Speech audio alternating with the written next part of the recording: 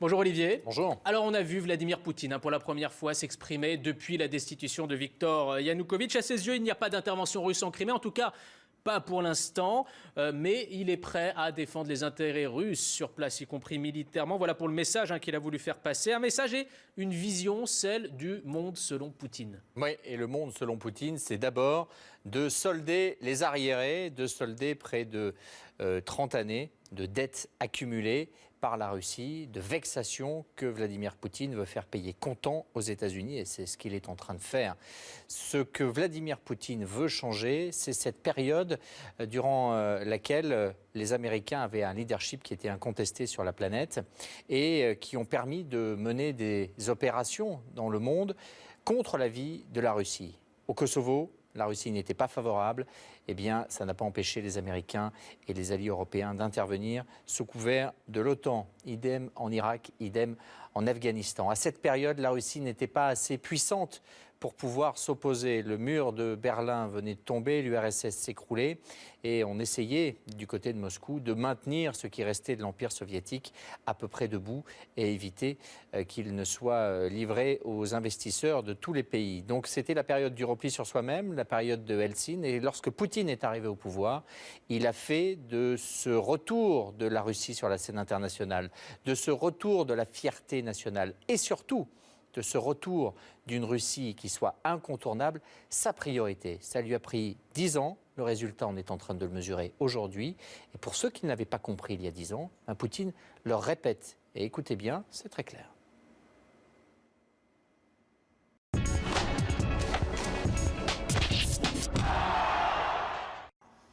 Alors on a un petit souci technique, visiblement, Olivier. Je crois qu'on doit écouter normalement un extrait de cette conférence de presse du président russe Vladimir Poutine. Je ne sais pas si cet extrait est prêt à être... On va le résumer, ce sera plus rapide. Ça tient. On l'écoute.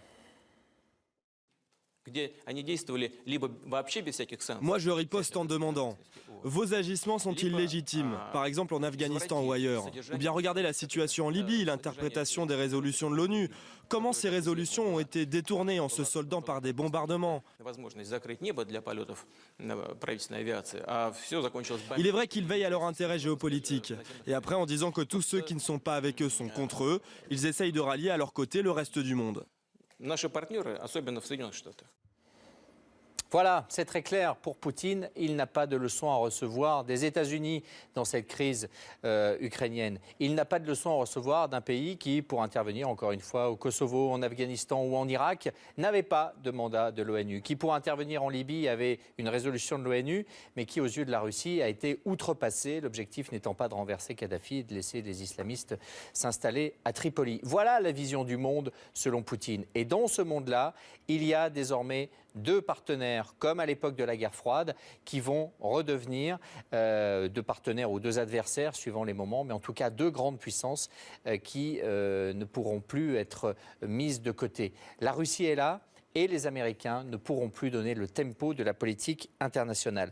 Ça, c'était l'objectif de Poutine et la chose lui a été rendue facile par Obama.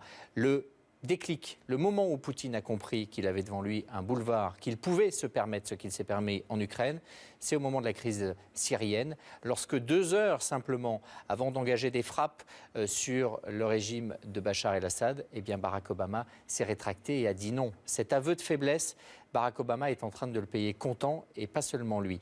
La volonté de Barack Obama de ne plus être le leader du monde libre, cette volonté de se mettre un peu en retrait, ce désengagement dont on parle beaucoup, eh bien la conséquence, c'est que la nature ayant horreur du vide, c'est Vladimir Poutine qui en profite. Voilà le monde selon Poutine, c'est celui aussi qu'il nous impose par la force des choses. C'est la fin d'une période qui a duré 30 ans, qui est en train de se clore en ce moment en Ukraine. Voilà pour vous, Olivier Ravanol, et c'est toi, ça y est, on y est au Journal des Sports.